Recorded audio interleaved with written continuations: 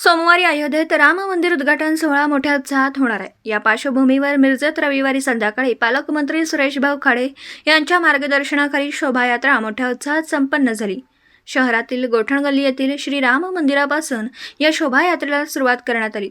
किसान चौक, Lakshmi market, सराफ कट्टा, शनिवार पेठ, गणेश तलाव, छत्रपती शिवाजी महाराज चौक मार्गे मिरज तालुका क्रीडा संकुलच्या मैदानावर उभारण्यात आलेल्या श्री राम मंदिर या ठिकाणी ही शोभायात्रा संपन्न झाली।